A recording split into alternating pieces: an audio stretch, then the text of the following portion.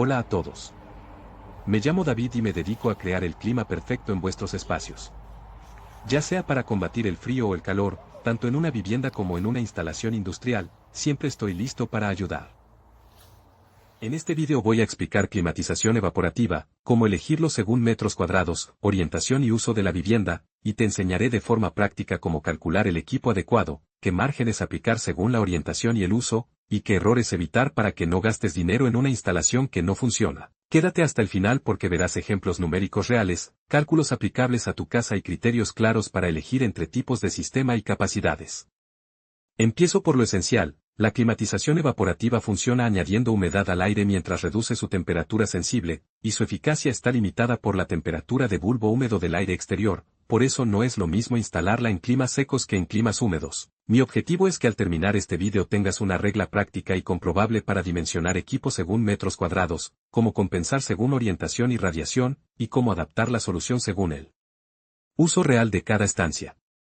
Primero explico cómo convertir metros cuadrados en un requisito real de aire, porque el error más frecuente es basarse solo en M2 sin calcular volumen ni tasa de renovación. Para pasar de metros cuadrados a volumen multiplica los M2 por la altura libre de la estancia. Yo suelo tomar 2,5 metros como estándar en viviendas, pero si tienes techos altos usa la cifra real. Con ese volumen se aplica un criterio de renovaciones por hora según el uso. Para espacios de estar y dormitorios en clima seco y con sistema evaporativo es típico trabajar con 3 a 6 renovaciones por hora. Para salones muy expuestos o uso intenso es mejor 5 a 8 renovaciones. Para garajes o zonas de paso puede bastar 2 a 3. La fórmula que utilizo es Q, M3/H, igual a volumen, M3, por renovaciones por hora. Por ejemplo, una vivienda de 50 metros cuadrados con techo de 2,5 metros tiene 125 metros cúbicos, si busco 4 renovaciones por hora necesito 500 M3/H de caudal. Para 80 metros cuadrados y 2,7 metros de altura tengo 216 metros cúbicos, con 5 renovaciones serían 1080 M3/H. Estas cifras te permiten buscar un equipo en la ficha técnica que ofrezca ese caudal nominal. No te fíes de etiquetas que solo dan potencia sin caudal. Un punto crítico es la temperatura de bulbo húmedo y la humedad relativa del clima exterior, porque una climatización evaporativa directa solo puede enfriar hasta acercarse al bulbo húmedo. Esto significa que en climas secos, con humedad relativa menor al 40%, el descenso de temperatura puede ser muy significativo, mientras que por encima del 60% de humedad el efecto útil se reduce mucho y puede incluso resultar incómodo por el aumento de humedad interior. Para evaluar si tu localidad es adecuada revisa datos climáticos locales. Si en las horas de máximo calor la humedad relativa suele estar por debajo del 50% y la temperatura supera los 30 grados, la evaporación te dará una mejora clara. Si vives en una costa con 70% de humedad en verano, la evaporativa directa no será la solución principal, salvo que uses sistemas indirectos o híbridos. Para estimar la capacidad equivalente en kW sensible que logra un equipo, uso la relación energética, potencia útil aproximada, kW, igual a Q, M3/S, por ρ, kg/M3, por Cp, kJ/kg, K, por T. Tomando ρ aproximadamente igual a 1,2 kg/M3 y Cp aproximadamente igual a 1,005 kJ/kg, K, esto simplifica en práctica a alrededor de 0,0012 por Q, M3/S, por T, grado, en kW. Siguiendo el ejemplo anterior, 500 M3/H equivalen a 0,139 M3/S, si la evaporación permite un descenso real de 6 grados, la potencia sensible es aproximadamente 0,139 por 1,2 por 1,005 por 6 aproximadamente igual a 1,12 kilovatios. Esto te ayuda a comparar con un aire acondicionado por compresión. Un evaporador que mueve mucho aire puede obtener el mismo confort sensible con menor consumo eléctrico porque solo acciona ventiladores y bombas de agua, pero recuerda que la carga de humedad cambia y la comparación directa en kW solo mide componente sensible, no humidificación.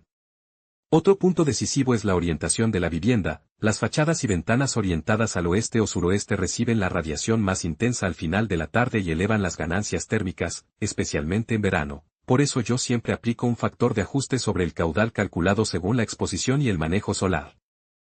Para orientaciones norte o con buena sombra natural puedo reducir la necesidad en un 5 a 15% respecto al cálculo base. Para orientaciones este puede no variar mucho. Para sur soleado y para oeste/suroeste incremento la capacidad entre un 15% y un 35% dependiendo de la protección solar. Calidad de acristalamiento y presencia de persianas o toldos. En la práctica, si tu salón de 50 metros cuadrados da al oeste y tiene grandes ventanales, en vez de pedir 500 m3/H voy a recomendar 650 m3/H para compensar las ganancias solares. El uso de la vivienda también cambia todo, elementos como cantidad de ocupantes, cocina conectada con espacios de vida, electrodomésticos y equipos electrónicos incrementan las cargas internas. Yo siempre parto de considerar 60 a 100 vatios por persona ocupante en reposo como ganancia sensible y añado la contribución de cocina y electrodomésticos según el uso.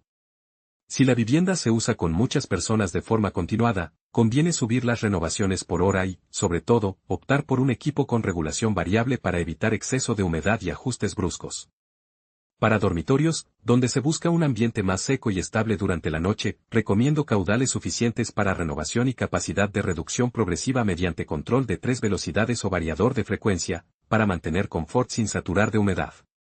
Respecto a tipos de sistemas, yo explico siempre la diferencia fundamental. Los sistemas evaporativos directos enfrían el aire haciéndolo pasar por un medio húmedo y añaden humedad al ambiente, son más sencillos, económicos y eficientes en climas secos. Los sistemas indirectos usan intercambiadores de calor aire-aire para enfriar sin añadir humedad al circuito interior, por tanto son recomendables en zonas donde la humedad interior debe mantenerse baja. Existen también sistemas indirecto combinados y soluciones híbridas que integran refrigeración por compresión para los días más húmedos.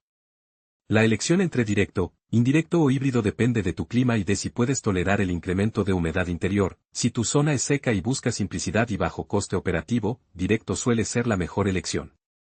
Hay aspectos prácticos de instalación que determinan el rendimiento real y que muchas veces se pasan por alto. La ubicación del equipo debe permitir captación de aire exterior fresco y descarga de aire viciado hacia el interior por rejillas o conductos bien dimensionados. Si colocas el equipo en cubierta debes prever entrada de aire por fachadas o conductos cortos y rectos para minimizar pérdidas de carga. El largo y número de codos en el conducto reducen caudal real y exigen subir de modelo. La filtración del aire de entrada es importante para que las almohadillas, pads, no se obstruyan rápidamente con polvo, más aún si la zona es polvorienta. En cuanto a mantenimiento, yo digo claramente que cualquier sistema evaporativo tiene un mantenimiento periódico imprescindible, limpieza o sustitución de las almohadillas según la dureza del agua y la calidad del aire, revisión de la bomba y bandeja de agua para evitar acumulación de sedimentos, control de biocidas si se usa agua estancada y revisión de válvulas de llenado y desagüe. Los fabricantes habitualmente recomiendan inspección cada 3 meses y limpieza profunda al inicio y final de temporada. Si tu agua es muy dura, considera instalar un descalcificador o sistemas de aporte programado de agua para evitar incrustaciones. El consumo de agua es otra consideración que impacta la elección. El caudal de agua depende del tamaño del equipo y de la eficiencia de saturación, pero una regla práctica que utilizo es estimar consumos que van desde unos pocos litros por hora en unidades pequeñas a decenas de litros por hora en soluciones industriales. Por ejemplo, un equipo doméstico de 500 mm3/H puede consumir entre 5 y 20 litros por hora en funcionamiento continuo según la eficiencia, mientras que soluciones para grandes volúmenes superan este rango. Si el agua es un recurso sensible en tu zona, debes considerar equipos con recirculación optimizada, control por sensores de humedad y programación horaria para minimizar gasto. En cuanto a eficiencia y rendimiento, 2 parámetros técnicos a tener en cuenta en las fichas son el caudal nominal en M3/H y la eficiencia de saturación o eficiencia de enfriamiento, que indica qué porcentaje del diferencial posible respecto al bulbo húmedo se alcanza. Cuanto más alto sea ese porcentaje mejor será el rendimiento. También revisa la potencia del ventilador y la curva de presión disponible para entender si mantendrá el caudal con el ductado previsto. Otro cálculo que te sugiero hacer es comparar consumo eléctrico. Los ventiladores y bombas de un evaporativo consumen habitualmente entre 100 y 1000 vatios según tamaño. Usando los ejemplos previos, un equipo que mueve 500 m3/H puede tener un consumo de 100 a 250 vatios, mientras que un aire acondicionado por compresión que entregue potencia equivalente puede consumir 800 a 1500 vatios. Esto convierte a la evaporativa en una solución muy eficiente en consumo eléctrico en climas adecuados, con la salvedad de la humedad añadida. Al dimensionar, considera seguridad y holgura. No es recomendable elegir un equipo cuya capacidad coincida exactamente con el valor calculado. Deja un margen del 10 a 20% para pérdidas reales por ductos, obstrucciones y condiciones de diseño más exigentes. Si tienes dudas entre dos modelos, suele ser preferible escoger el inmediatamente superior. Ahora doy ejemplos prácticos por tamaños para que lo apliques a tu caso. Para una vivienda tipo de 60 metros cuadrados con 2,6 metros de altura, 156 metros cúbicos y uso habitual de salón y 2 dormitorios, con orientación mixta y sombra parcial en ventanas, yo escogería un caudal base entre 600 y 900 m3/H dependiendo de la exposición solar y la presencia de cocina abierta. Si la orientación es oeste subiría hacia 900 m3/H.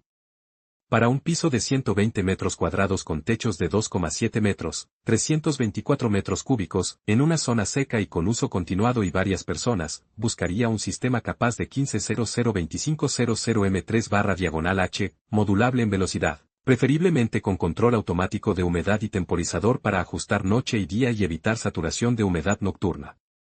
Para viviendas unifamiliares grandes con plantas abiertas y múltiples fachadas es habitual distribuir la climatización con más de un punto de impulsión o usar una unidad central con conductos bien dimensionados. En unidades con un único punto de tratamiento se corre el riesgo de no distribuir bien el aire y generar zonas calientes.